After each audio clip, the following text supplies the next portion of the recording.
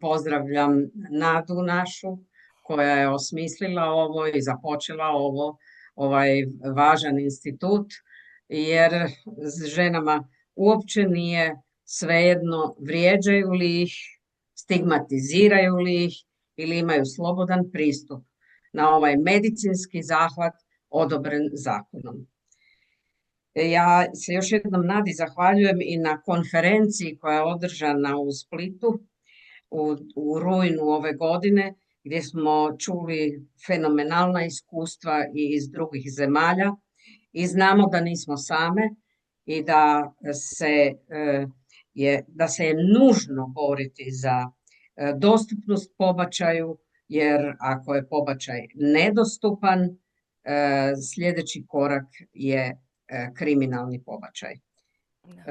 Mortalitet je u takvim situacijama užasno visok, nesiguran kriminalan pobačaj nosi posebno tu stigmu smrti, tako da vas upućujem da se više informirate o tome na stranicama, smjernicama i u priručniku o skrbi o pobačaju Svjetske zdravstvene organizacije. Bez obzira što je Amerika kukavički napustila tu veoma važnu ustanovu, važnu organizaciju, te smjernice su jedno od najcjelovitijih dijela i tekstova o problematici pobačaja danas. Postoji hrvatski prijevod i recenziju sam radila ja, kolegice iz Paritera su to omogućile i prevele i postoji jedno vrlo važno poglavlje u uvodu, a to je uloga primalje u tim situacijama, što kod nas nikako da se osmisli kako bi trebalo i kako zapravo pravila zdravstvena, medicinska nalažu. Dakle, primaljstvo je važan dio profesije naše ginekološko-opstetričke, ima svoje mjesto, ali kod nas to nikako da se realizira, da te žene dobiju pristojnu edukaciju i da mogu samostalno vršiti neke stvari. Ne mislim tu na pobačaj, mislim u prvom redu na porode. Ali i kada se radi o medikamentnom pobačaju, ja ću zvati pobačaj lijekovima medikamentnim, malo sam pitala moje kolege lingviste, pa medikamentozni, a ono baš nisu bili najsretniji, pa ću ga zvati medikamentnim.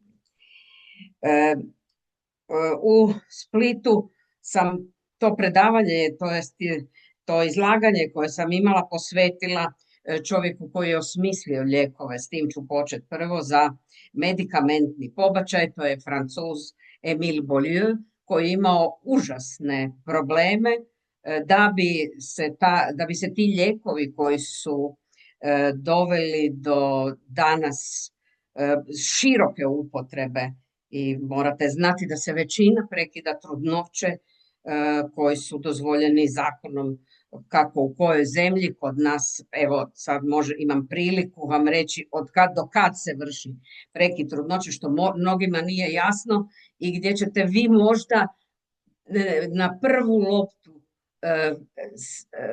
uhvatiti ju i vidjeti kako mnogi liječnici koji nisu iskusni ili nisu informirani mogu ženama zagorčati život. Dakle, prema našem zakonu o pobačaju, da ga tako sad kratko nazovem, koji je prošao, on je star zakon iz 78. godine, ali odličan, međutim prošao je i rješenja Ustavnog suda iz 2017. godine i on je komplementaran s našim Ustavom. Mi znamo da je dozvoljen pobačaj ženi na zahtjev, dakle bez ikakvih indikacija drugih, na zahtjev do 12. tjedna gestacijske dobi. U zakonu starom piše do kraja 10. tjedna od koncepcije. Sad, Mnogi se hvataju za taj 10. tjedan od koncepcije, međutim mi opstetričari računamo trudnoću od prvoga dana zadnje menstruacije, što znači 2 tjedna više. Ne možemo nikad znati kad je bila ovulacija, to je zato. Embriolozi računaju trudnoću onako koliko ona je stara. Dakle, kad mi kažemo da se dijete rodilo sa 40 tjedana, toliko traje trudnoća, naša opstetrička brojči od prvog dana zadnje menstruacije. Kad mi to kažemo, onda mi znamo da je to taj plod koji se rađa 2 tjedna zapravo mlađi u vremenu.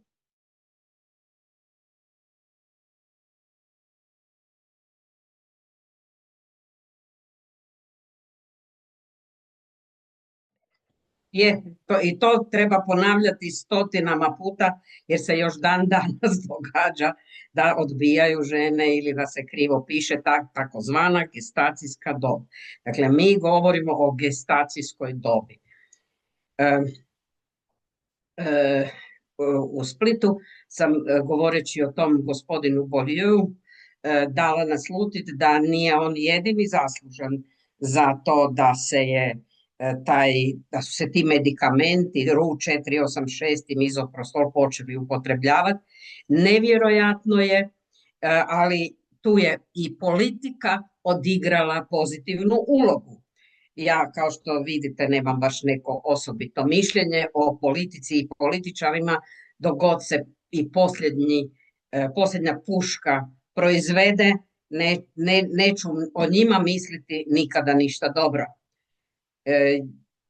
Jer s jedne strane politika stvara zakone koji su često na teret ženske privatnosti i autonomije, na teret, dok drugi jesu liberalni pa su uspjeli napraviti takav, neću reći kompromis, ali bilo je toliko pameti kod nas da se temeljem ta dva elementa najvažnija, to je temeljem privatnosti žene i temeljem ženske tjelesne autonomije, da se dozvoli prekid trudnoće do kraja 12. tjedna od prvog dana gestacijske dobi, dakle od prvog dana posljednje menstruacije. Sad u Francuskoj su krenuli nemiri, umalo je zabranjena proizvodnja tih lijekova kada je ministar zdravstva njihov Plodeva stao na stranu žena i rekao ne, to je vlasništvo, to je moralno vlasništvo žena, to je jedan iskorak znanosti i naredio je tvornici, istina država je imala tu 30% vlasništva, moramo biti potpuno iskreni, i proizvodnja je nastavljena, ubrzo je krenula Britanija, Švedska i ostale zemlje, tako da je danas prekid trudnoće u velikoj većini zdravstvenih ustanova omogućen medikamentima. Kao što rekoh, to su dva medikamenta. Prvi je RU486, jedan antiprogesteron koji zaustavlja napredovanje trudnoće. To je jedno. Da bi se ta trudnoća koja je prestala napredovati izbacila iz uterusa, daje se iz maternice, daje se mizoprostol, jedan moćan prostaglandin koji dovodi do kontrakcija maternice i izbacuje sadržaj maternice uz bolove, uz krvarenje, izbacuje van. Danas većina žena prihvaća tu metodu. Ako se ženi dobro pojasni što ju čeka, naravno da je to prihvatljiviji način prekida trudnoće, jer se ne mora ulaziti u maternicu kao što se mora u situaciji kirurškog pobačaja. Kirurški pobačaj ostaje alternativa ili žena može izabrati koji pobačaj želi i toga se moramo držati. Da postoji pravo na izbor i u tom slučaju. Međutim, situacija u našim bolnicama, ja sam radila nekoliko istraživanja, baš nije sjajna. Vi imate velike ustanove gdje se radi samo medikamentni pobačaj, žena ne može birati ili joj se ne objasni dovoljno ili se radi neki hibrid između prekida trudnoće medikamentom i takozvanog samostalnog vršenja pobačaja, no o tome ćemo još razgovarati na kraju jer je to zapravo budućnost. Ja vjerujem da će zdravstveni sustavi moći biti partneri u takvoj situaciji, a to je važno da su partneri. I tada se, kada žena dobije prvi lijek, dakle, govorimo sada o medikamentnom pobačaju, malo sam izgubila nit, ali razumjet ćete me. Dakle, žena dobije prvi lijek kad je naručena već u bolnicu, njoj se mora pojasniti što je čeka. Prema tim smjernicama zdravstvene organizacije, kod žena koje imaju redovit ciklus, koje su zdrave mlade žene, nije potreban nikakav pregled ultrazvukom, naročito ne, da se razumijemo. Naročito je vrlo nepristojno, to je najmanje što mogu reći, pokazivati ženi embrij, jer je embrij vrlo rano već razvijen na način da je neugodno gledati takve slike nekome tko je laik. Mi koji smo educirani u tom smislu možemo razmatrati razne fiziološke dobi razvoja trudnoće, pa znati da je to tkivo koje je apsolutno ovisno o ženi i bez ženinog tijela, bez maternice ženinog tijela nema razvoja tog potencijalnog života. Bilo je davno, Majo, bio je krasan, ta konferencija isto je međunarodna bila u Europskom domu, vi ste organizirali kad smo govorili o početku života i tu smo se nekako složili. Uvijek se sjetim naše drage Gorjane Đurić, pedijatrice, koja je s nama zajedno našom grupom osmislila borbu i otpor jednom institutu s kojim ćete se vi, drage moje hrabre sestre, sretati, a to je institut priziva savjesti. I sada kad smo došli do evo, medikamentni pobačaj se neko objasni ženi, to može biti školovana medicinska sestra, to može biti liječnik, mladi liječnik, bilo tko je ovlašten da ženi rastumači što je čeka, što se radi i kada da dođe na kontrolu, ako treba doći na kontrolu. Mi jednostavno, gdje sam stala? Ajde, Nado, podsjetite. Ne, podsjeti. Ne, slažem da. Priziv savjesti se spomenuo. A da, eto, taj me priziv savjesti proganja od 2015. godine. Morat ću vam priznati, prosto proganja, jer ga smatram apsolutno neetičnim i nepotrebnim zahvatom i jednim kukavičkim bijegom u tako nekakvi konformizam s jedne strane, s druge strane u religijske mitove. I ja ga ne prihvaćam, bez obzira što je on pronunsiran u našem zakonu o liječništvu. Dakle, naš zakon o liječništvu je legalizirao priziv savjesti u medicini. Medicina je profesija, kao što znate, ili bi trebala biti, koji put si mislim da je to neka mafijaška kriminalna organizacija kad nam ministra odvode u lisicama, ali eto, ja stojim na tom stavu da je medicina profesija.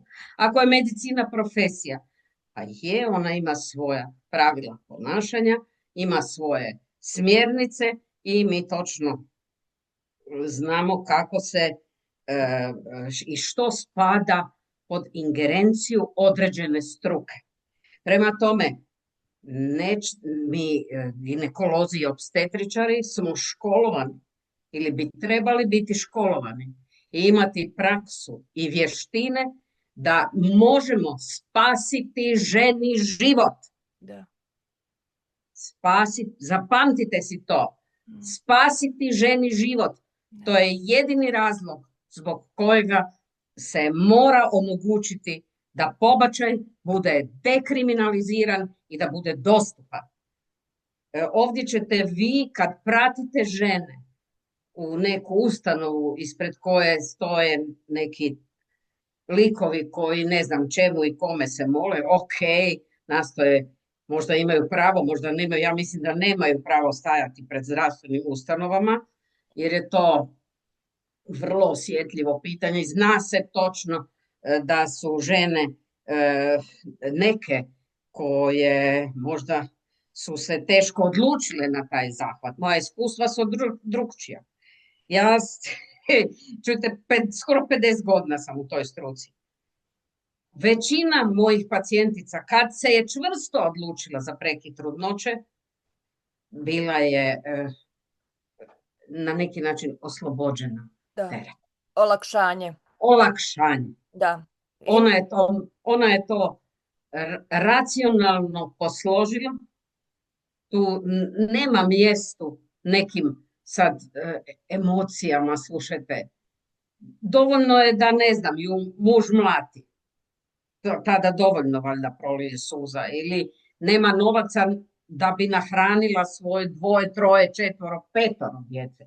Ili jednostavno ne želi. To je njeno pravo kompletne osobe. I činjenica da smo svedene, mi žene, pod kapu jednog stereotipa, a to je stereotip isključivo majčinstva, čak majčinstva bez mogućnosti seksualnog užitka prije nego što začne.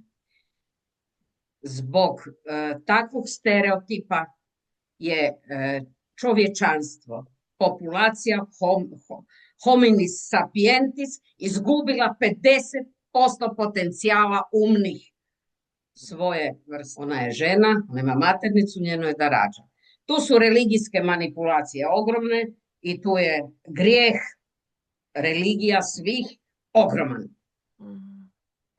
Mi smo ipak uspjeli, zahvaljujući u prvom redu Francuskoj revoluciji i sekularizaciji društva, a onda svim drugim ženama koje su krenule u feminizam, od Olympe de Gouges.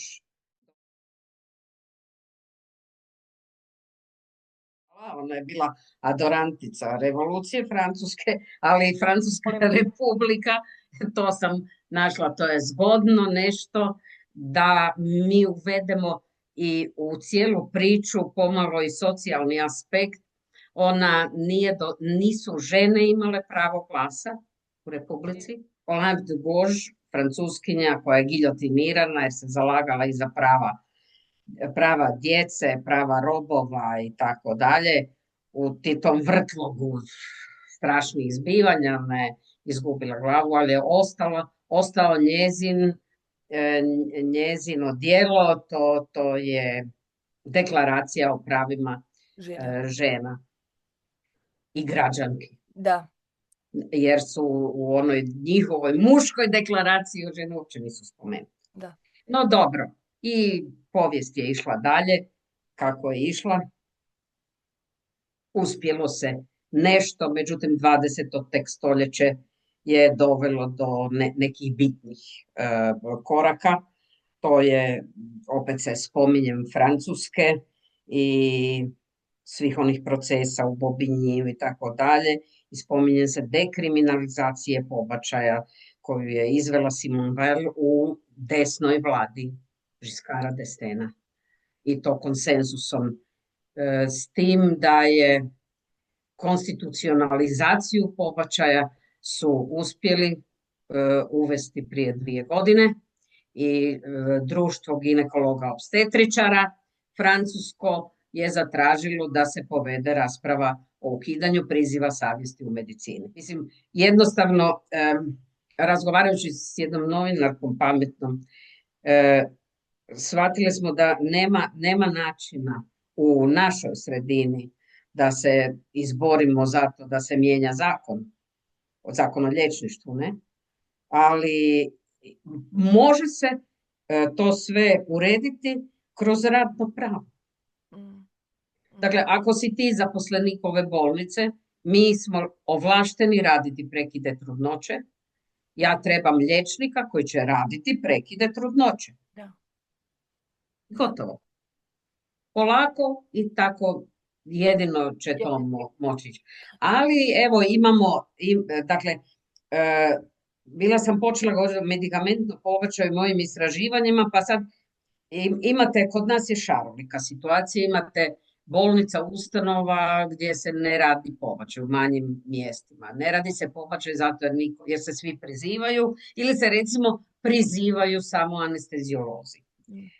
Sve, no, to je zapravo smiješna stvar, jer vi, tako kažu smjernice, mislim da je to moguće i ne trebate anesteziologa.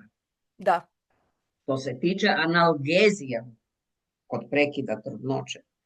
Mi znamo da ako se radi o kirurškom pobačaju, govorimo o kirurškom sad, treba znati. Prvo, može se nesteroidnim antireumaticima, dovoljno dobro doziranim, uz lokalnu anesteziju u cervix ili paracervikalni blok, uz sedaciju intravensku, može se dobiti dovoljna analgezija i sedacija da se izvede prekid trudnoće kirurški, koji se danas radi aspiracijom, dakle vakuumskom ekstrakcijom i nije potrebna,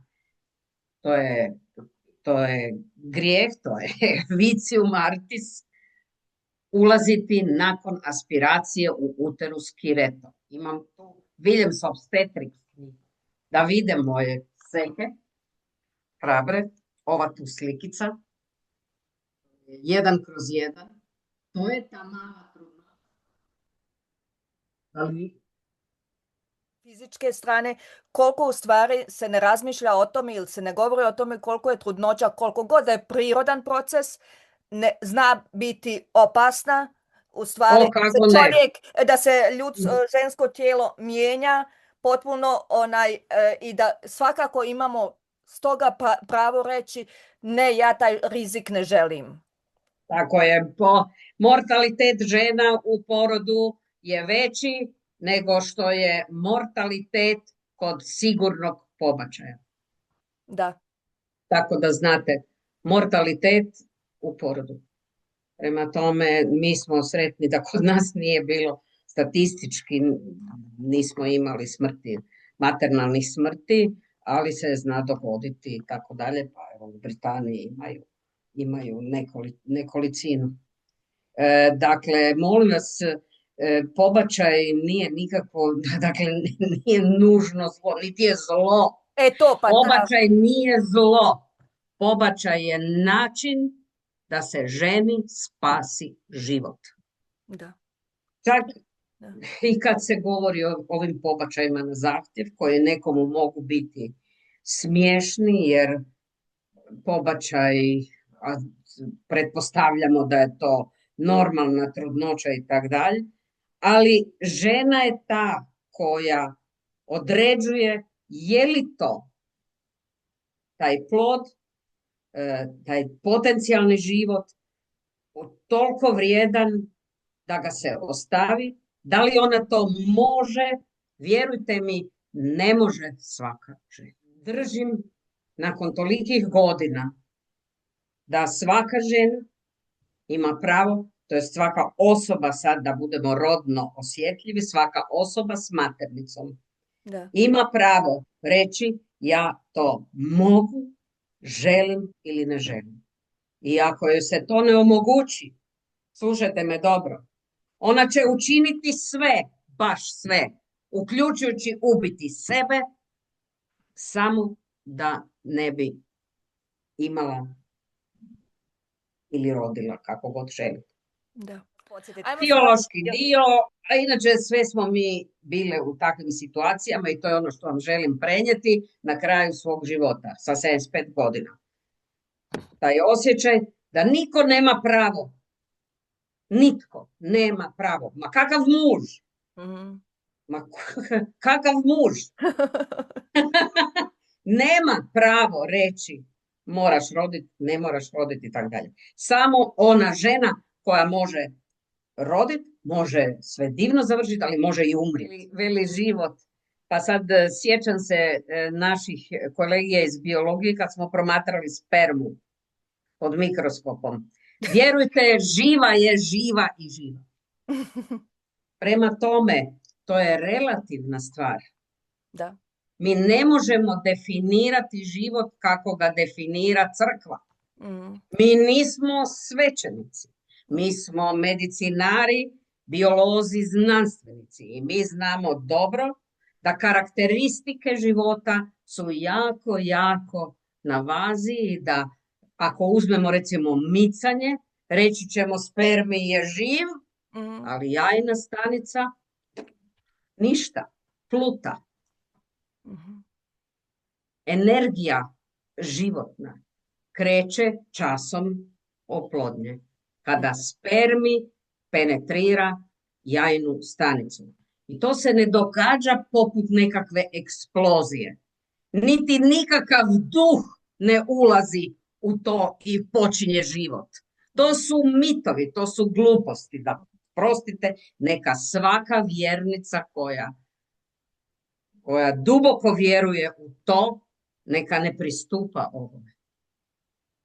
Mi je poštujemo, ali ja lijepo molim da ne pristupa jer neće se moći snaći u tome svemu. Dakle, nema nikakvog duha koji ulazi u oplođenu jajnu stanicu pa onda nastane život. Pa je onda svaki pokušaj da se zaustavi taj život grijeh. To ne drži vodu. Zato jer spermij kad ulazi u jajnu stanicu, on ima polovičan broj kromosoma. Ko što ima polovičan broj kromosoma i jajna stanica. Da bi se kad dođe do fuzije oba kromosoma nastao plod ili zigota, mi zovemo tu tvorevinu, jedno stanicu, zigota, da bi imala kromosoma 46 X ili XY ili XX za ženski plod XX, za muški XY. Taj proces spajanja spermija i jajne stanice traje 12 sati. Pa kada onda uđe duša k vragu? Ne, mi to ne znamo. A šta je sa gemelima? A kada se zigota podijeli u dva, onda dvije duše ulaze. Gluposti. Ne. Podijeli se, zigota se podijeli. Ona dalje nastavlja rasti kao dvoječani blizanac i implantira se u uterus, putuje kroz jajovod, molim lijepo, putuje ili dva ili jedna nakupina stanica i u fazi blastociste, dakle cistične tvorevine od stanica, one se razmnožavaju putujući jajovodom. Jajovod je inače grozno važna struktura. To važan organ. Bez jajovoda nema spontanog zanošenja. Jajovod je organ koji nije samo cjevčica.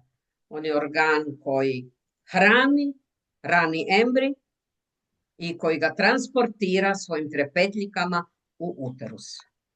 I u fazi, ajmo sad se vratiti na jednoplodnu trudnoću, nije se desilo razdvajanje te zigote primarne, nije se desilo, nego ide jedna zigota, ulazi u uterus i sad ona razmjenjuje biosignale sa endometrijem, sa sluznicom u maternici. Zato sluznica u maternici mora biti debela, pripremljena, dobro hormonski pripremljena, pogodna za razgovor sa zigotom i kad zigota kaže samoj sebi, tu sam ja, svojim biosignalima i to joj endometrij odobri, onda ona uđe u tu sluznicu i agresivno raste, agresivna je, vrlo agresivna, ona dolazi do krvnih žila, miometrija, dakle maternice, i nađe si put i način da se krvne žile trudnice spoje sa krvnim žilama embrija. I na tom mjestu gdje dolazi do tog strašno dramatičnog zbivanja se dvije krvi se spajaju među tim stanicama, putevima i tako dalje, i tu nastaje posteljica. Posteljica je formirana sa 12 tjedana gestacijske dobi. Do tada govorimo o korionskom tkivu i to je zapravo jedan fenomenalan proces. I kad smo već kod toga, mi naravno nismo tu zato da populariziramo prekide trudnoće i tako dalje, ali budući da trudnoća nastaje kroz seksualnu aktivnost koja pruža određene užitke koji su nemjerljivo važni za oba spola, onda postoji način da se trudnoća zaobiđe i da se koristi bilo kakva vrsta kontracepcije, da do trudnoće ne bi došlo. Ali ako dođe, žena ima pravo nju prekinuti. Eto, to je o ranoj trudnoći. E sad, kako djeluje sad onaj naš RU 486 od gospodina Beaulieu, kog je izmislio, antiprogesteron? Za ranu trudnoću je potrebno žuto tijelo sjajnika, dakle tamo gdje je žena ovulirala, stvara se to takozvano žuto tijelo, ono je fakat kad gledate intraoperacionem, žuto, zbog luteina koji se tamo nalazi, i tu se proizvodi užasno puno progesterona. Progesteron, samo ime mu govori, progestacija, za trudnoću, on je bitan za održavanje rane trudnoće. I ako vi date hormon koji blokira djelovanje progesterona, trudnoća neće uspjeti. Ova zigota se neće uhvatiti, endometrij će početi vjerojatno bedastoće od signala slati zigoti i nema trudnoće, ona će prestati napredovati. Ona može spontano izaći van, naravno, vi kod spontanih pobačaja, dakle pobačaja stanja u trudnoći kod kojih se desi da plod odumre, kako mi kažemo, dakle nema više vitalnih znakova, nema cirkulacije, da kod 50% trudnih žena se desi spontani izgon tog tkiva, ali mislim da je pametnije uvijek uzeti medikament, jer je sigurnije da će se sve odstraniti iz uterusa. Da, to je isto nešto što, jel imali smo takva pitanja? Da, pa imali smo pitanje to šta da radi žena koja je imala spontani. Znači, postoji mogućnost, neki liječnici kaže čekajte, da, neki šalju na kiretažu, a neki dadnu, jel mizoprostol onda daje? Mizoprostol se daje. Ovaj drugi medikament. Daje se mizoprostol. Mislim, kad dođe trudnica, prvo ustanovite trudnoću. Ako ona želi trudnoću, ustanovite, kažete sve je u redu. Imate trudnica kod kojih nije u redu, nije se plod razvio i mi to zovemo zadržanim pobačajem. Kod 50% žena, trudnih žena, naročito ako se radi o ranijoj trudnoći, dolazi do spontanih kontrakcija i to jednom obilnijom menstruacijom izađe van i to je nevjerojatno često stanje.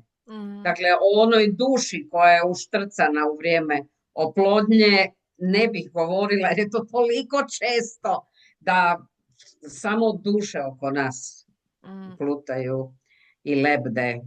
Neću sad dalje vrijeđati osjećaje onih koji u to vjeruju, ali to nema smisla jer ti su pobačaji jako, jako česti i mnoge žene misle da im kasni menstruacija, pa onda dobiju menstruaciju, ona je jako obilna, to je vrlo često rani spontani pobačaj. E sad, ako vi imate, dakle, dobije žena to sredstvo da trudnoća ne napreduje, onda nakon 1 do 2 dana joj se daje mizoprostol, taj prostaglandin, najčešći način je intravaginalno 800 mikrograma tog mizoprostola bi morao dovesti do pojava kontrakcije u roku od nekoliko sati i sad imate razne modele tako pristupa tom procesu. U Sloveniji, u Brežicama, kod naše žene 2022. je išlo 207 žena iz Hrvatske, tamo je prekinulo trudnoću, one budu zadržane u bolnici i dok maternica ne svojim kontrakcijama ne odstrani taj sadržaj van. Onda ih pregledaju pa idu doma. Imate situaciju da daju tabletu u bolnici i pa ju pošalju doma. Ok, sad je prilika da govorim o članku 50 ovih smjernica priručnika o skrbi Svjetske zdravstvene organizacije. Pročitajte si to. Barem uvodni dio. Jer je svaki taj dio stavlja ženu u centar zbivanja, nad njom stoji kišobran pravnih propisa koji ju štite kod donošenja njene odluke, a onda se iz toga izvlači koji profili zdravstvenih radnika mogu nešto raditi. Mnogi mogu raditi pobačaje, nismo samo mi ti koji možemo raditi pobačaj i to je ono što su te smjernice donijele novoga, a to je da se proširi broj ljudi, stručnjaka, ovlaštenih stručnjaka, ne onih koji imaju diplomicu na zidu. Ginekolog sa diplomicom na zidu koji nije držao kiretu nije ginekolog. Znate, ne moraš biti ovlašten, moraš znati. Morate neko naučiti kontrolirati. Pa ne mora to biti ginekolog, to može biti jedan liječnik opće prakse. Mogu biti drugi specijalisti. O primaljama koje su visoko obrazovanje neću ni govoriti, oni bi to morali znati. Što se tiče medikamentnog pobačaja, ljekarnici bi mogli u tome sudjelovati. Oni moraju znati osnove, moraju znati reći ženi vas čeka to i to ili vas ne čeka to i to. Tjednima trudnoće daje se taj mifepriston iz razloga što on može omekšati vrat maternice, pa sama ekstrakcija može biti lakša, ali mislim da to naše sada mlade, hrabre sestre ne mora zanimati u toj mjeri, ali postoje načini, vjerujte mi, za prekidom trudnoće. Prekid trudnoće je onaj zahvat, zapamtite si, koji ženi omogućava da više nije trudna. To jest da nema ploda. Da li me razumijete? Ono što su govorili Čavajdi, onoj gospođi koja je imala malformirano dijete, da joj mogu izazvati prijevremeni porod.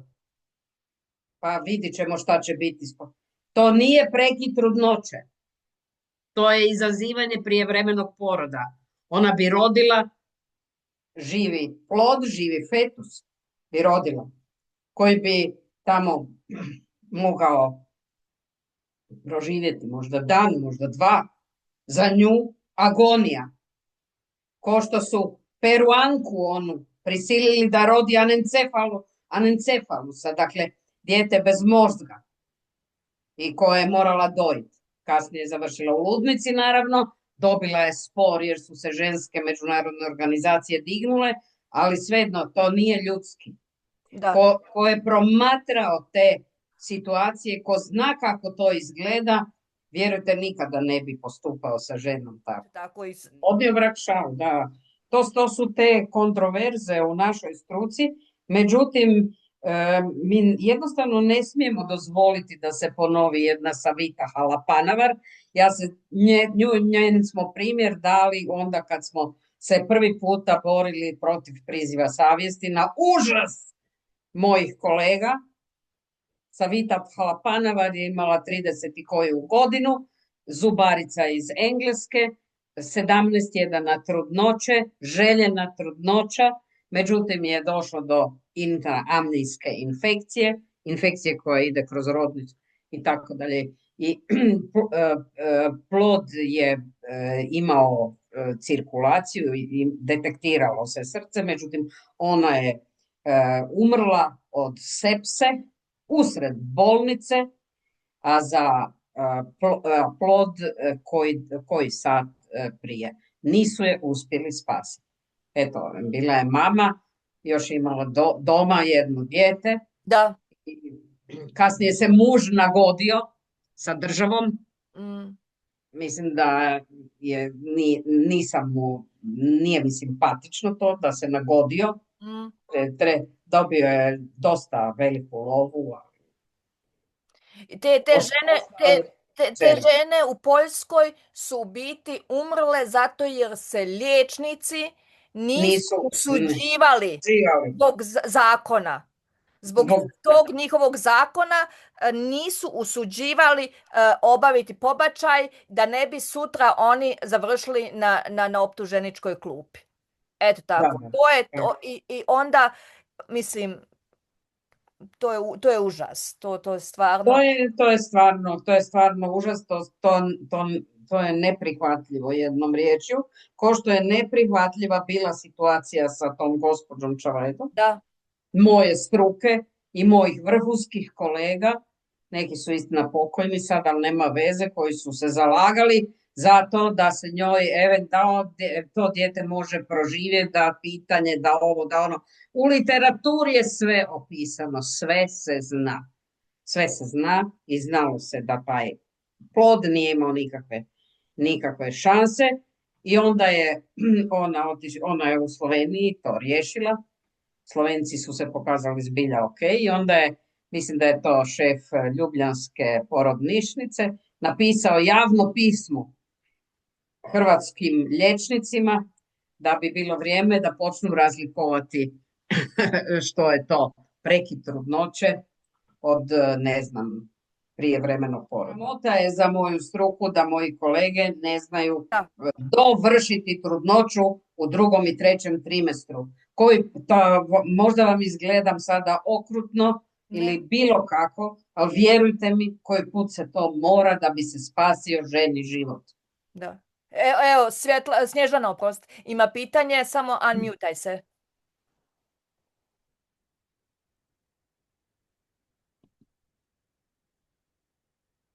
Slušam. Evo, sad se čujemo. Imam pitanje za doktoricu. Naime, u nekakvoj mojoj mladosti pobačaji su se najčešće vršili kiretažom. Nije bilo toliko medikameznih kao što je danas. I bila je ona tableta za dan poslije. Dakle, da li ovo danas što se radi pobačaj sa medikamentima ima veze sa ovom tabletom poslije i zbog čega se u stvari, da li je lakši pobačaj sa medikamentima nego u stvari sa kiretažom, jel? Jer je to bio običaj u moje doba, dok sam ja bila mlada.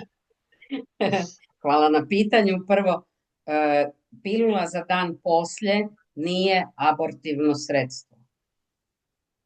Pilula za dan poslije koja se može dobiti u ljekarni, koju svaka žena može dobiti bezreceptno, Ela-1 se zove ili Escapel, ali Ela-1 je bolji, blokira ovulaciju. I žena, ako je imala spolni odnos, postoji, ako još nije jajna stanica se otpustila u jajovo, ima veoma velike šanse da se ovulacija zadrži barem 5 dana. Dakle, to je izlaz u nuždi. Žena može to kupiti, dobije informacije od ljekarnika nužne, on ne smije propitivati bilo što. Ona može imati i 16 godina Da. i ona može kupiti. I sva sreća da može, pa sad zamislite, poseksaju se na plaži, nakon, i sad šta, hoće li ona mamu dovesti ujutro, da joj ide s njom kupiti tu tabletu? A ne, dakle, to je nešto sasvim drugo. To je vrsta kontracepcije. To je takozvana hitna kontracepcija. U mojoj knjigici ima puno o tome. To je fantastična stvar, ali nije 100% efikasna. Dakle, to nema veze s ovim što sam govorila o medikamentima koji se daju da bi se izazvao pobačaj. Dakle, kad se govori o hitnoj kontracepciji, ne govorimo još o trudnoći. Kad govorimo o RU486, to jest mifežinu, to je kombinaciji lijekova, govorimo o trudnoći koju treba prekinuti. U doba gospođino, neću reći moje, sam ja starija puno od nje, naravno nije bilo tih medikamenata. To je bilo krajem 80-ih godina, tek je počelo, ne? Ali rješavale su se trudnoće aspiracijom već i tada, dakle i napravama, instrumentima koji bi se stavili u maternicu i vakuum bi isisao to tkivo, što nije baš, nije to teško, to je rahlo tkivo. Nakon toga se obično ulazilo kiretom u maternicu. To danas nije potrebno, ne smije se. Zato jer aspiracijom vi eliminirate sve produkte za šećer. Korion, gestacijsku tu vreću s korionom, embrijem i tako dalje. I nije potrebna kiretaža. Kiretažu radimo u nekim situacijama uznapredovalih trudnoća. Kiretaža se radi recimo u situaciji kad vi ne možete biti sigurni da je posteljica cijela izašla. Dakle, to je zahvat koji je recimo za koji morate imati kompetencije, kirurške kompetencije, da uđete u veliki uterus koji vam stisne ruku kad vadite posteljicu i onda morate sa tom takozvanom bumovom kiretom provjeriti ako niste sigurni stijenke maternice i to očistiti pod navodnicima, to jest odstraniti za ostale dijelove.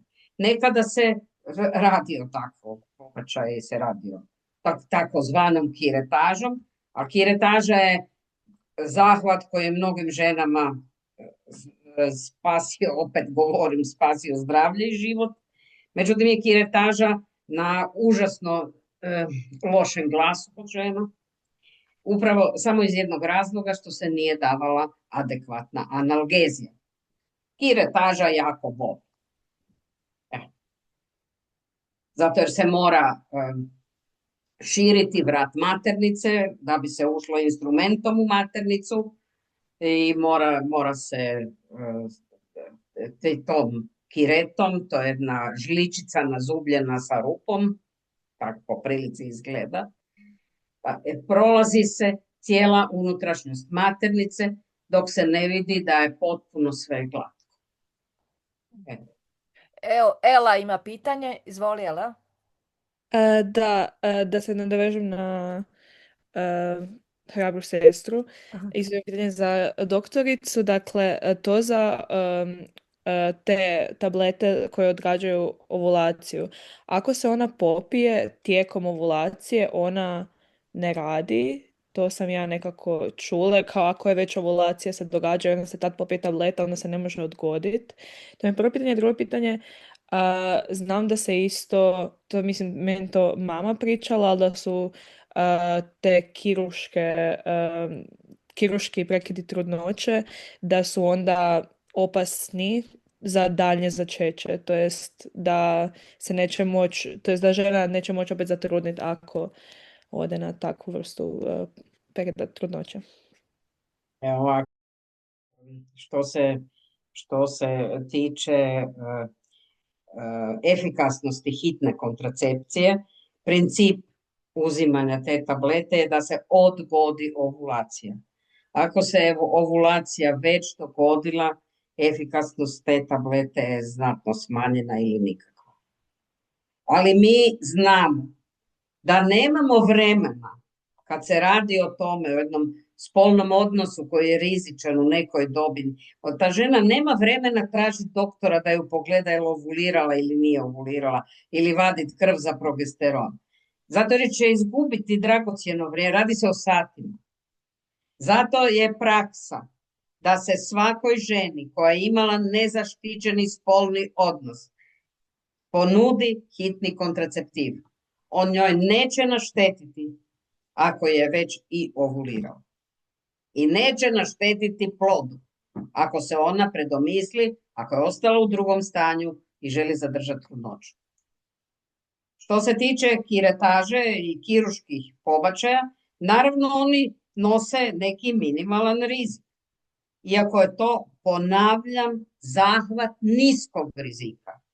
Dakle, to je zahvat kog može napraviti svaki kompetentan ginekolog. U prvom redu morao bi znati, može svaki liječnik opće prakse, može svaki hirurg, tako dalje, ali mora imati trening, mora praksu imati. Kad se ulazi u maternicu, teško je osigurati uvjete bez imalo upale. Vrlo se često može da zna se dogoditi da kad se širi vrat maternice i kad se instrumentom ulazi u unutrašnjost maternice, da se unesu bakterije. To je jedan od rizika kirurškog pobačaja, zato se daju antibiotici. Za razliku od medikamentnog pobačaja, kada se antibiotici ne daju. Tu su te razlike i prednosti. Drugo, ako onaj koji radi prekid trudnoće nije kompetentan kirurški, nije dovoljno vježbao, da tako kažem, pod nadzorom. Kako smo mi radili? Kako smo mi vježbali? Da li? Mi smo gledali prvo. Drugo, kraj nas je stajao stariji liječnik. I onda bismo napravili isto što i on je provjerio je dobro. Onda bismo ušli sondom u uterus. Onda bi on provjerio jesmo li dobro ušli.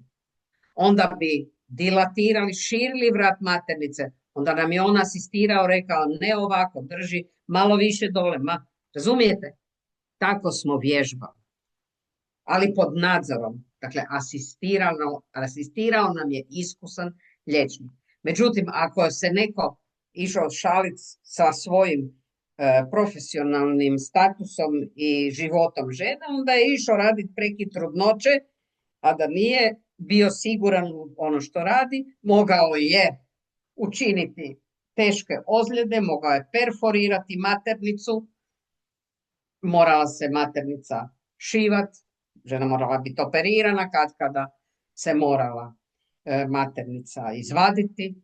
I sad tu dolazimo, hvala vam na ovom pitanju, zato jer tu dolazimo do onog momenta gdje ste vi jako važne. A to je da ne dođe ni jedna žena u situaciju da mora ići nekakvom liku, ispričat ću vam na što liku daju iskasapi, kako mi kažemo. Dakle, moglo se raditi i o maloj trudnoći, još u okviru zakona, pa da neko ko ne zna, nema to u rukama, nije kompetentan, probije maternicu do te mjere da crijeva izađu kroz maternicu u rodnicu. Molim lijepo. To su posljedice kriminalnih pobačaja koje rade ljudi koji to ne znaju raditi i zbog kojih je toliki mortalitet žena, grozno veliki mortalitet i morbiditet. To tako izgleda. I ko jednom je vidio ženu koja je došla u bolnicu sa vratom maternice potpuno razvaljenim, oštećenim, ranjenim, koja krvari, koja ima maternicu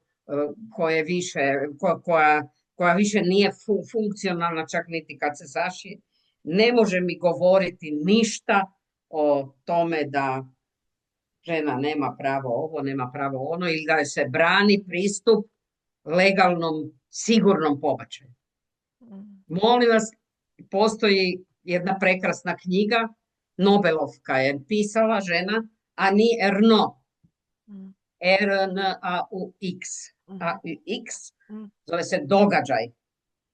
Pa pročitajte si to da vidite koliki stupanj licemjerja postoji kad se radi o ženama koje žele prekinuti trudnoću i koje završavaju zbog takvih situacija s nekakvom vječnom možda traumom ili ne znam šta. Naravno da ako čujete joj visi život o koncu, da je traumatizirano, da je u PTSP-u cijeli svoj život. A pobačaj nije takav zahvat. Žene nakon prekida trudnoće na koji su se odlučile, ako je izveden korektno, profesionalno, nemaju nikakvih psihičkih posljedica što neki trube i tak dalje, da one pate, da cijeli život, ne znam, pate su u depresiji. Nisu u depresiji. One su... Ja sam htjela samo jedno pitanje postaviti kad je doktorica pričala o ovom njihovom učenju. Kako raditi, kako treba. Ono što je meni zastrašujuća pomisao je to ko će naučiti nove liječnike poslu, odnosno toj vještini, ako danas imamo sve više i više tih prizivača savjesti. I zapravo me interesira da li nam doktorica može reći kakva je situacija na medicinskom fakultetu, odnosno na medicinskim fakultetima u Hrvatskoj, kako se studenti uče i obučavaju i općenito u ovom općem dijelu i onda kasnije na specijalističkom, s obzirom da znamo da je praktički ovaj primaljski fakultet koji je otvoren sad u Zagrebu na Katoličkom sveučilištu i taj utjecaj Katoličke crkve u Hrvatskoj je sve veći i veći, sve više i više ulazi u tu struku. Zapravo što možemo u budućnosti očekivati? Ok, mi ćemo se osposobiti, bit će još hrabrih sestara, ali ko će biti sposoban odrađivati prekide trudnoće lege artis? Hvala na pitanju. Počela bih s ovim u vezi sa Katoličkim medicinskim fakultetom. Gorjana i ja, moja pokojna draga kolegica, moram je uvijek spomenuti, ona je nevjerojatno zaslužna za našu borbu za pravo na prekid trudnoće i tu skrb kako spada. Mi smo došli do podataka i do kurikuluma visoke škole za primalje pri Katoličkom sveučilištu, Katoličkom fakultetu medicinskom, u kojemu te žene nisu, dakle nije u kurikulumu bilo ništa o pobačaju, potpomognutoj oplodnji i kontracepciji. 0 bodova. I sad, vi ste upoznati sa situacijom, ja sam sasvim sigurna da će te žene imati prvenstvo pri zapošljavanju. Onda se ne moramo čuditi kad povremeno negdje nešto ne štima.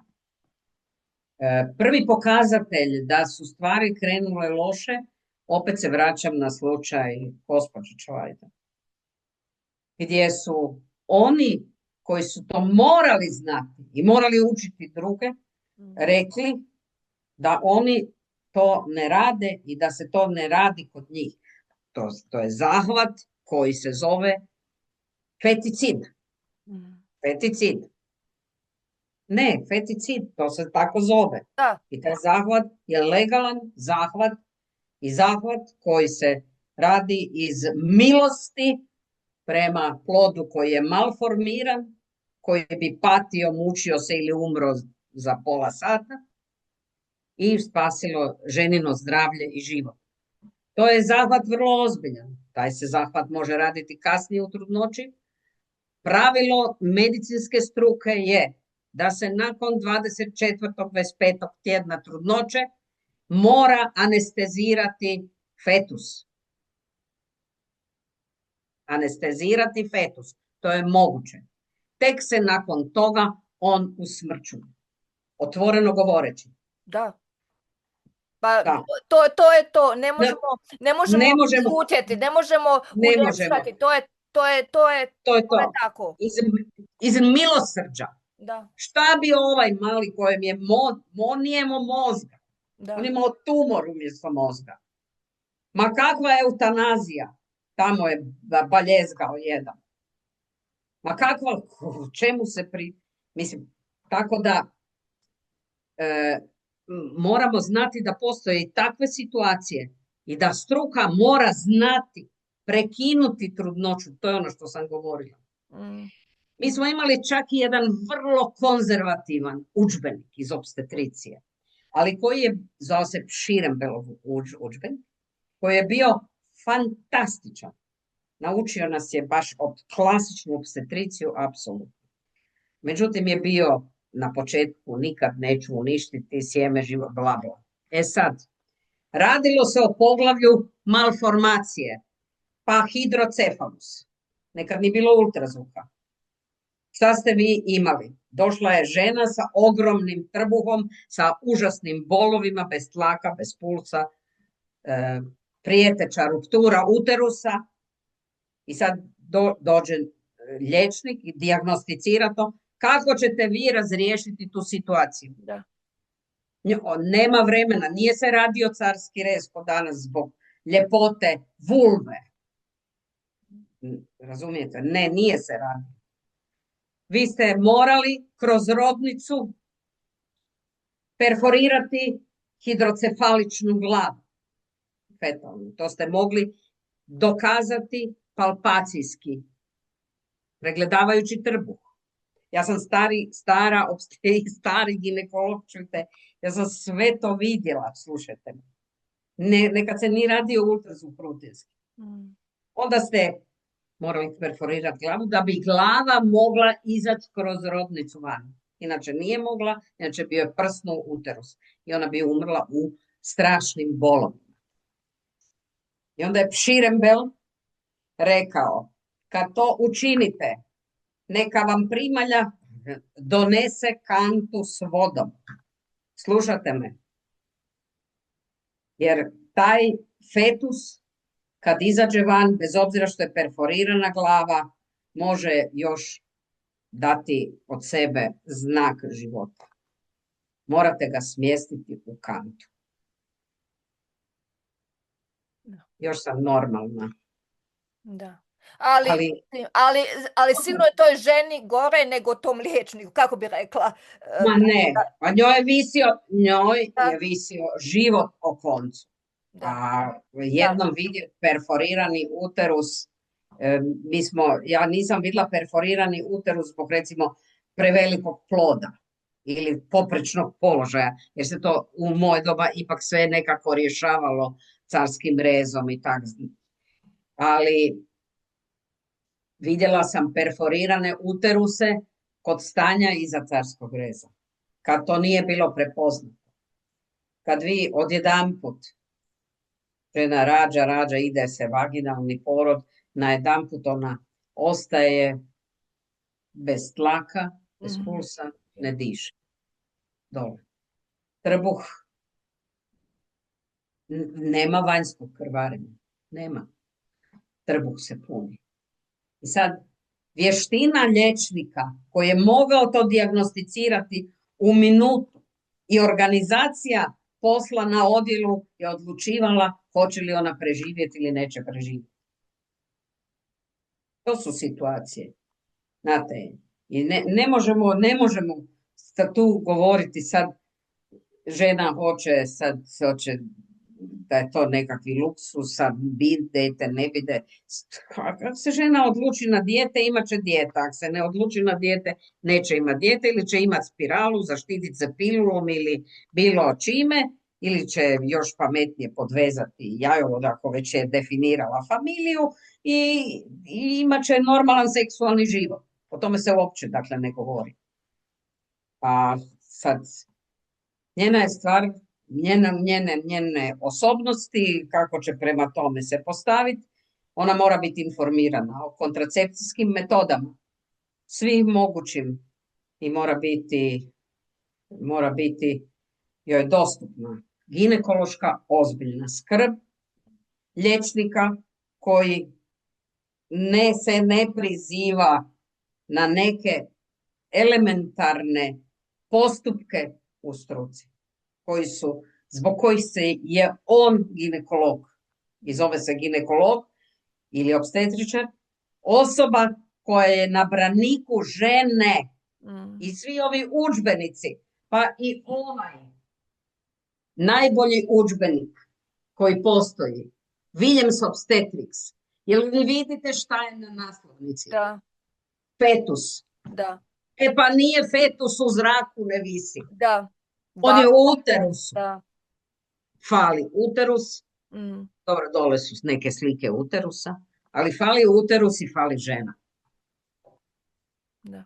I mi smo svi, moramo biti na strani žene.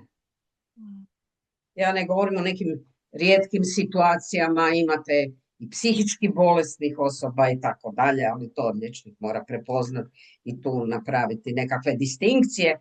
Međutim, ova uobičajena problematika prekida trudnoće danas ne smije biti nikakav tabu, to je normalan zahvat, medicinski zahvat, to je javnozdravstveni problem i javnozdravstveni interes da ga se oslobodi svih mitova i da se maknu ovi koji smatraju da smo nastale iz ne znam kojeg rebra, jer nismo nastale iz rebra muškarčevog i nismo drugotne. Nismo. Ja se oštro protivim tome, takvom pogledu na stvar. Da. To jest, mislim, zabrana pobačaja znači smrt žena, eto tako. Samo to, ništa drugo. Zato je to javnozdravstveni problem. Od interesa za svako društvo, naročito društvo koje ide u depopulaciju. Da. Naročito ovo naše društvo koje ide u depopulaciju. I moramo sačuvati reproduktivno zdravlje žena. Dakle, ne smije biti nikakvih pobačaja doma, u podrumu, kuhinji, ne znam gdje. Sad kad smo kod te teme,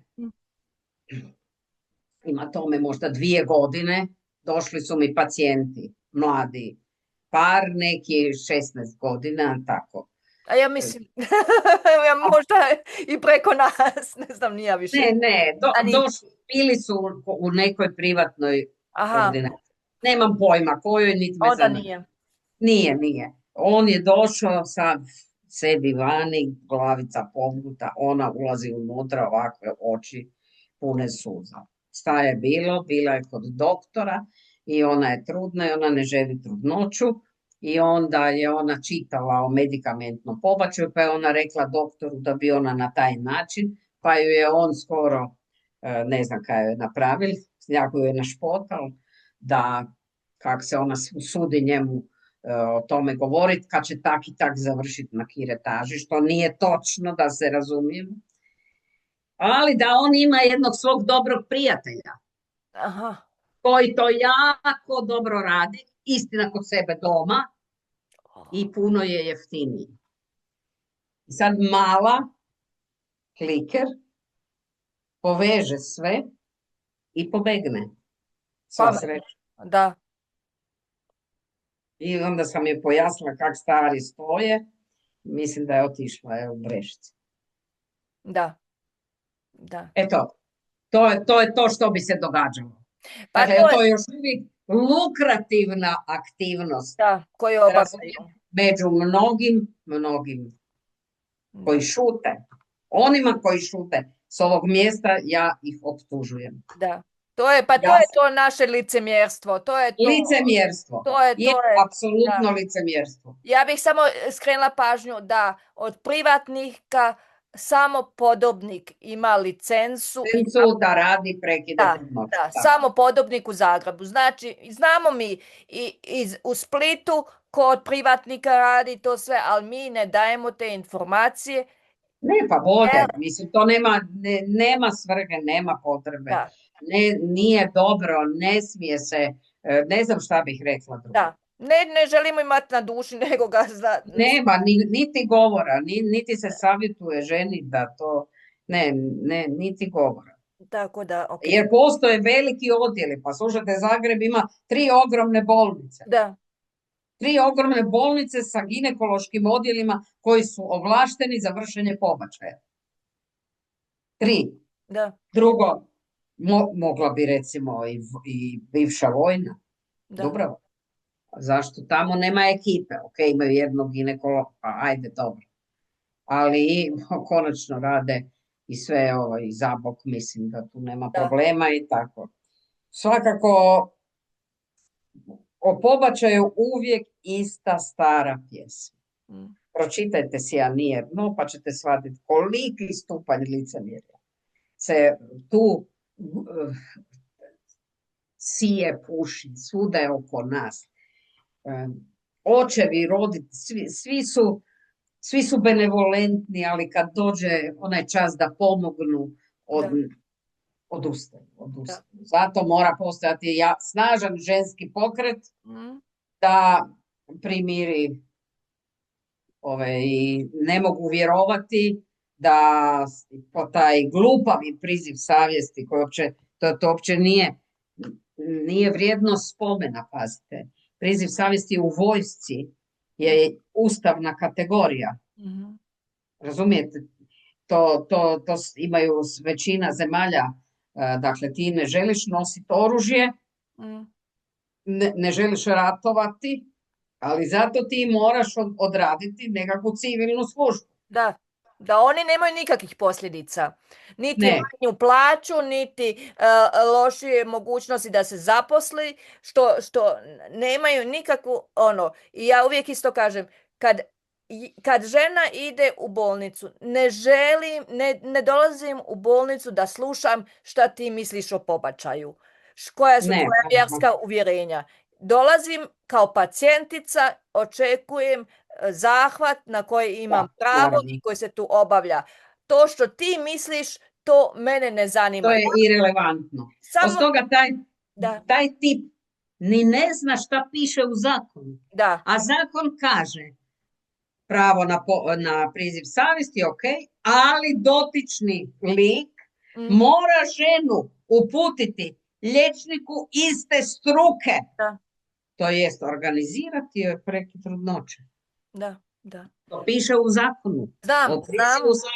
Pa ko to tam te portir te pogleda i pošalje u Vinogradcu. Da, samo da vam kažem, Jasenka, imali smo prošlo ljeto, je jedna javla žena, išla je zajedno jedna hrabra sestra išla sa drugom ženom, sa ženom u Splitsku bolnicu, u čekaonici, izlazi doktor, u majici hoda za život. U majici hoda i to se još isprsio i gleda ovako po čekaonici, valjda šta ja znam. Eto, to je to što ta njihova, kako kaže se, samovolja, to da oni mogu raditi sve što hoće, mislim. Mi se oštro moramo tome suprotstaviti.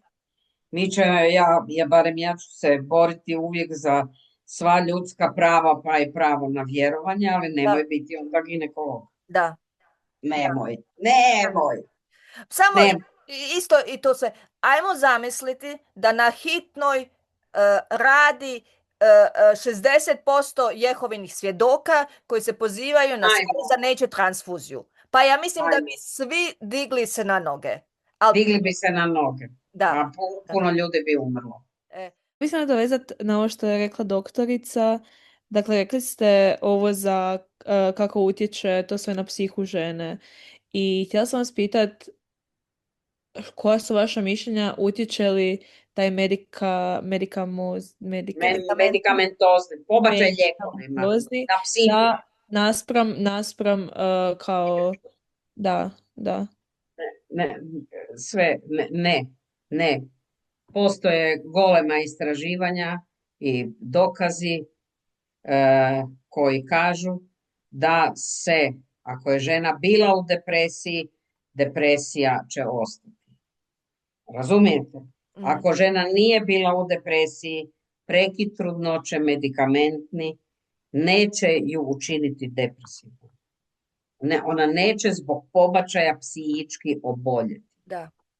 To je zaključak, niti kod kirurškog, niti kod ovog.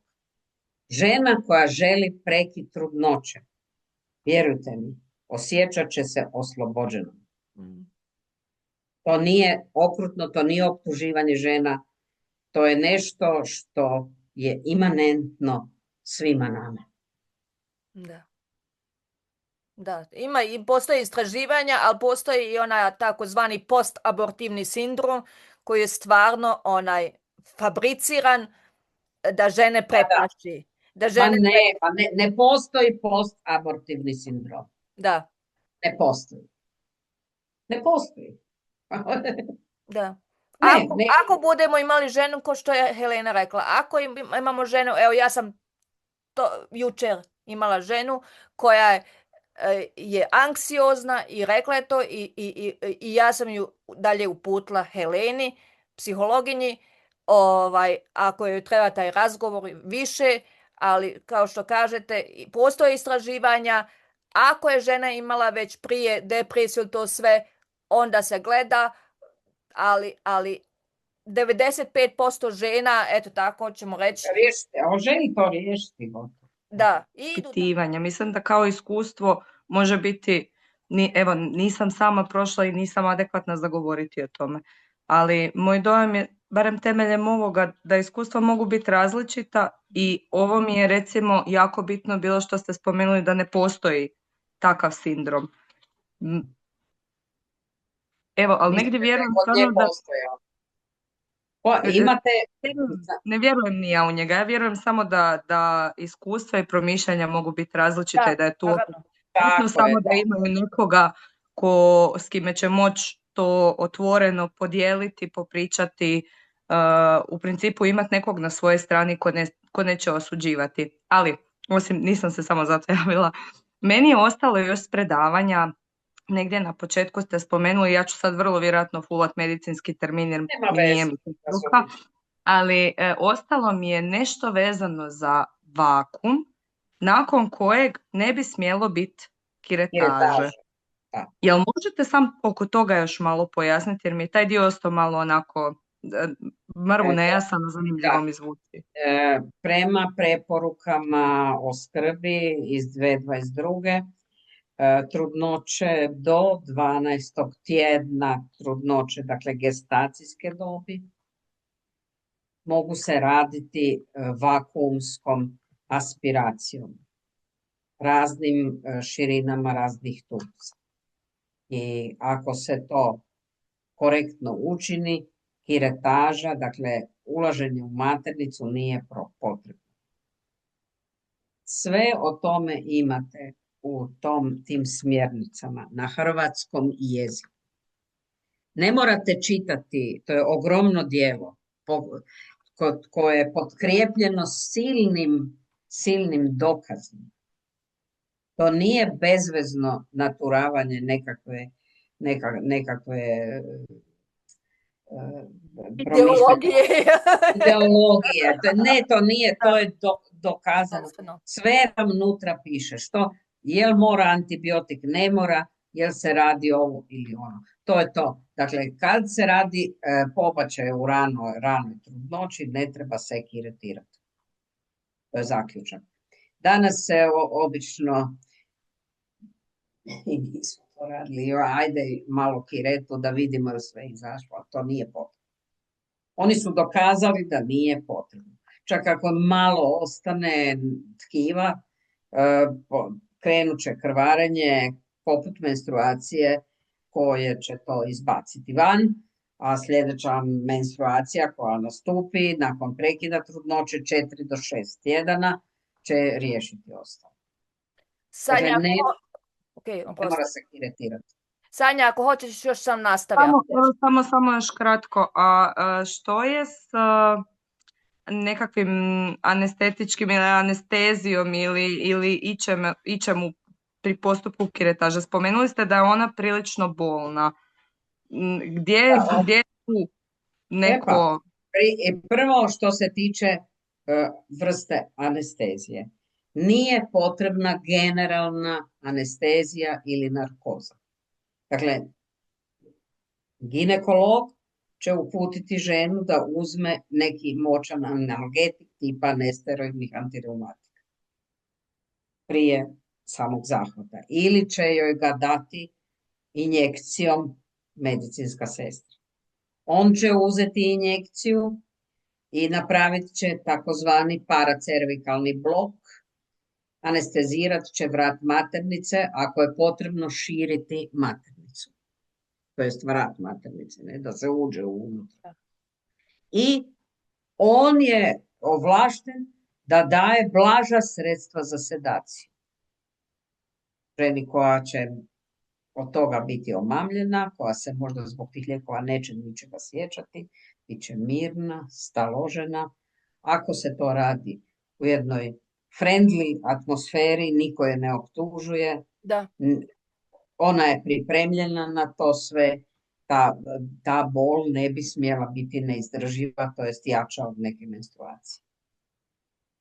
Ali ako se radi pobačaj u višim tjednima ili ako se radi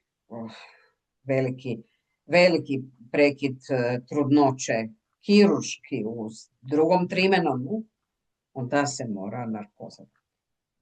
Onda je potreban anesteziolog. Inga?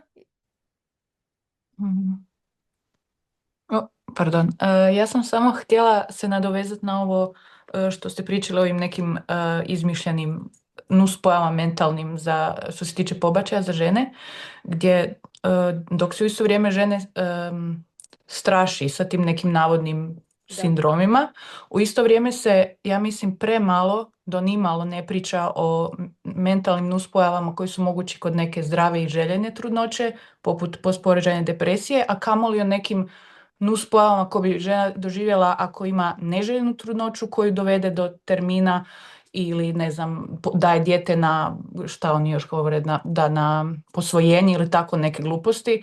Mislim, o tome se uopće ne priča, pa ako bi mogli malo o tome. Za baby blues mi dobro znamo. Dakle, postporođajna depresija može biti doista problem i zahtijeva hospitalizaciju na psihijatrijskom odjelu u slučaju suicidalnih nekih znakova. Prema tome, to je ozbiljna stvar. Psihičko stanje trudne osobe mora biti dobro evaluirano od stručnjaka. Ako se radi o neželjenoj trudnoći dovedenoj do kraja, ta žena isto tako može doživjeti baby blues, to jest postporođajnu depresiju, i to možda i jaču nego ova koja je to željeno. To je sasvim jasno. Jer je ona morala dovesti trudnoću do kraja, a ona to nije željela. Dakle, psihičke posljedice na nju mogu biti intenzivnije nego kod željene trudnoće, pa imamo baby blues. Tako. Ali za prekid trudnoće na zahtjev, u ove rane trudnoće do 12. tjedna, a i 10. tjedna od koncepcije, opet sad petljam s tim, 12 tjedana gestacijske dobi, toga se držite. Dakle, brojite uvijek, mi ne znamo kad su se ševnuli, ne znamo kad je bila ovulacija, točno ne znamo kad je bila koncepcija. Prvi dan zadnje menstruacije se broji. To je najočitiji znak i po tome se broji trudnoća.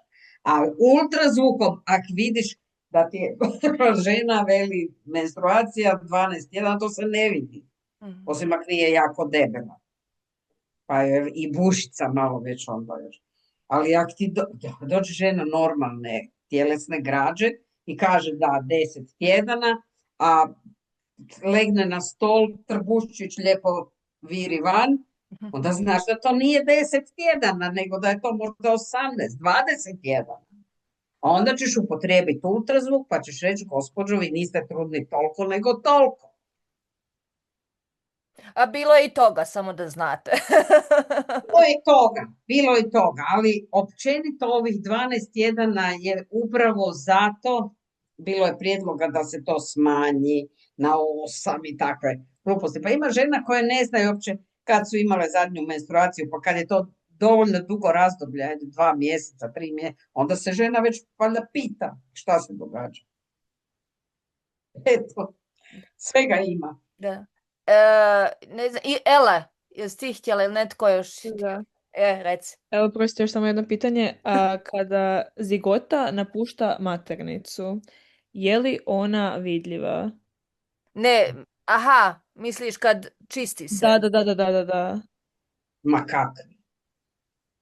To Ma je kako? krvi i sve, jel? Ili to je ono u vrećici, jel? Ja sad ovdje se Nije li u bijeloj vrećici? Gle, Okay. pa ne, pa zigota se ne mre vidjeti. Zigota se vidi pod mikroskopom. Zigota. Vidi se embrij.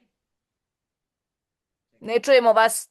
Vidi se embrij Okay. koji je recimo sa 5 tjedana, 5-6 tjedana, velik oko 5 mm od tjemena do trtice. Ajde, 5 mm. Tak. To se u onoj cijeloj krvi, dijelovima buduće posteljice korijonskog tkiva ne vidi. Kad se radi vakuumska aspiracija, kod vakuuma to sve ide u tu cijev, pa je komprimirano i ode u tu kantu gdje se to skuplja. Tako, jer ima više žena kojima se to radi i tako. Ali doma, ako misle na prekid trudnoće samo regulirajući, ne vidi se to. To se ne vidi. Osim toga, to je zigota. Zigota. Oplođena jajna stanica. To se ne vidi. Jajna stanica se ne vidi. Jer bi kod svake menstruacije valjda mogli vidjeti jajnu stanicu. Koja se nije oplodila i koja je izašla s menstruacijom van. Ona se u osnovu već razgradila. Ne vidi se. Budite bez brige. Ali se jasno vidi da su spermiji živi. Toliko živi, imaju karakteristike života kad se priča o tome. Ne znam šta je, kakav je to duh bio da nije spermijima svakom. Nekad se smatralo da su to male osobe, da spermij nosi sve karakteristike budućeg ploda, da žena nema ništa s tim. Ja bih imala jedno pitanje. Možete mi reći kod medikamentnog pobačaja, što je kontraindikacija? Nismo imali do sada to, ali što bi bila jedna baš od bitnih kontraindikacija? Ja to nisam nikad vidjela, to su alergije na te lijekove. Okay. I postoje neke plućne bolesti kod koji se može razviti spazam nakon kad se daju prostaglandini. Ok. Ja isto, mi imamo na stranici smo stavili... Ali mi do sada nismo imali to, mislim. Ne, ja sam imala jednu ženu koja je imala neku plućnu bolest i odbijena je za medikamentni pobačaj u Rijeci. Aha. Da. Evo, malo su, baš je bila teži plućni bolesnik, ne znam šta, o čem se radi. Točno. Ok, ja. Hvala. Ima, za svaki lijek ima svoje nekakve nuspojave, kontraindikacije, ali u principu to radi se o mladim zdravim ženama. Ne? Mladim zdravim ženama. I mlada zdrava žena zna kad je menstruacija, kad je po prilici ovulacija, jer moguća trudnoća nije. I zato si ona može sama to kontrolirati, ne mora nikog pitati, može to riješiti u privatnosti svoga doma, a da je niko ne vrijeđa njeno dostojanstvo, njenu privatnost, njenu osobu. Da. Da. Ne, nismo imali do sada, ja bih htjela reći i u biti to nije naša odgovornost jer i onako će ona otići u bolnicu i tamo će liječnik reći. Da, oni znaju, oni imaju s tim iskustva, čujte, ja isto nemam lijekove koje mogu davati recimo kod spontanog pobačaja, su oni dio paketa za medikamentozni pobačaj. Da. To sve šaljem isto. Da. Ok, ima li još pitanja? Jel, koliko god da smo bili kratki, ipak je 2 sata pošlo. Nema problema. Nema problema, drago mi ako će imati hrabre sestre bilo kakvih pitanja. Na moj mail izvolite poslati pitanje, ja ću vam rado odgovoriti. Ne mogu vam obećati da će to biti sljedeći dan, ali ako vam ne odgovorim u roku od 5 dana, onda mi ponovite mail, pa me podsjetite na moj rodni list. Ne, vi ste 85, ali i dalje se nema.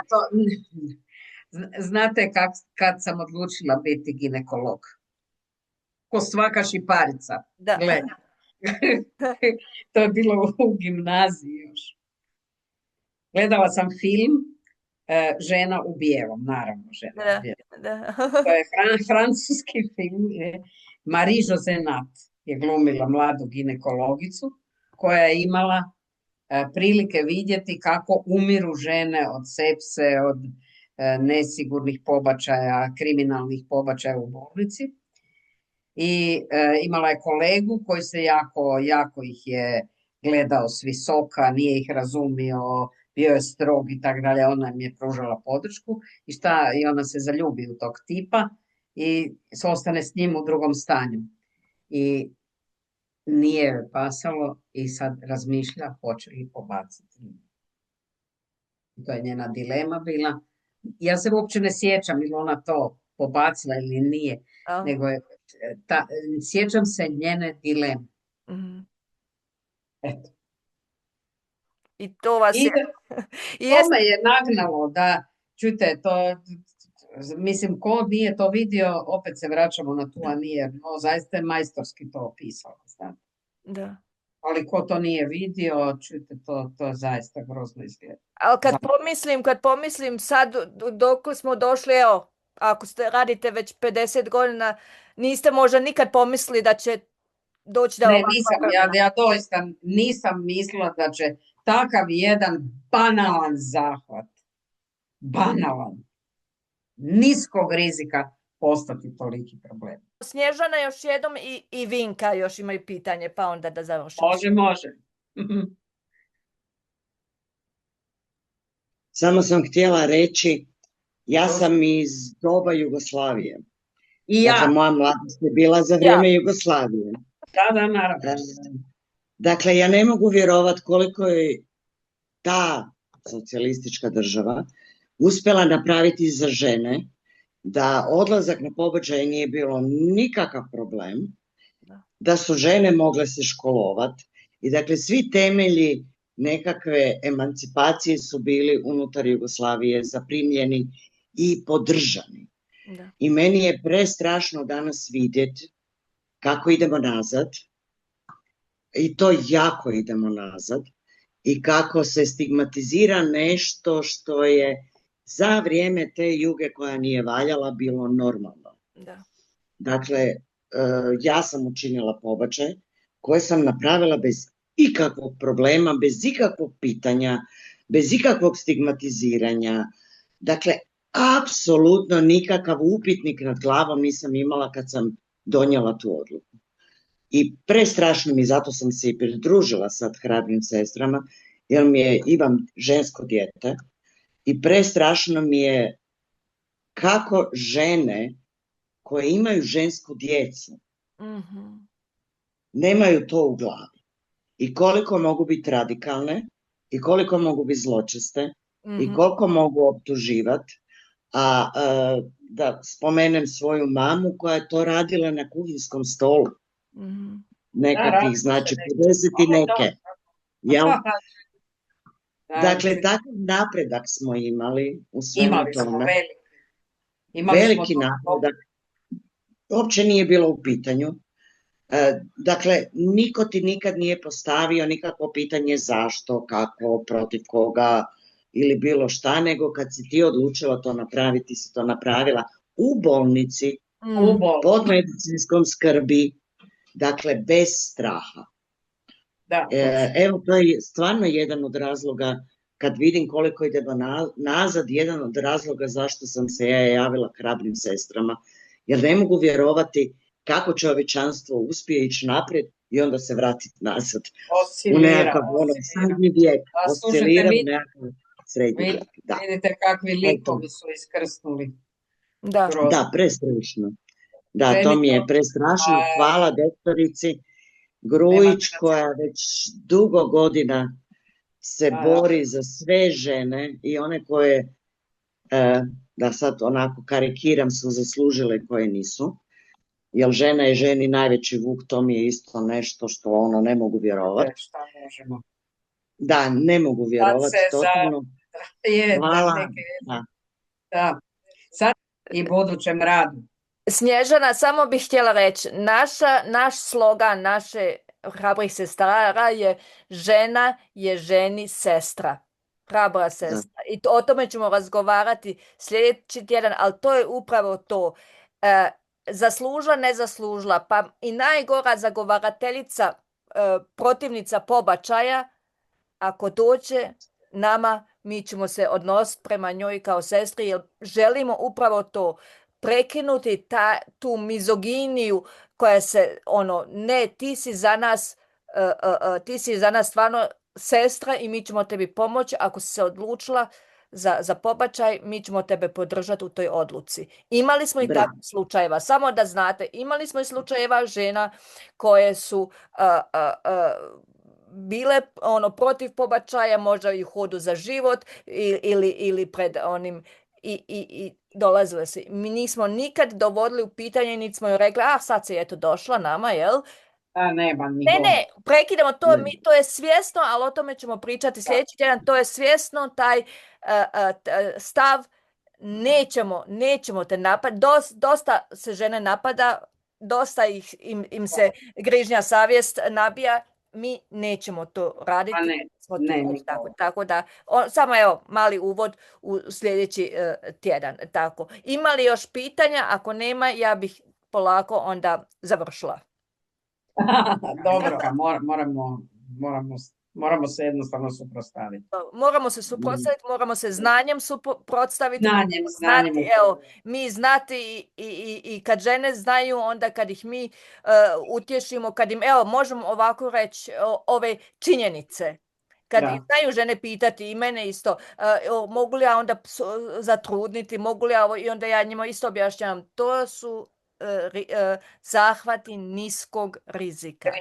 Niskog rizika. Da, tako. I to su činjenice koje imamo pravo reći, koje možemo koje pišu u svakoj knjigici. Tako.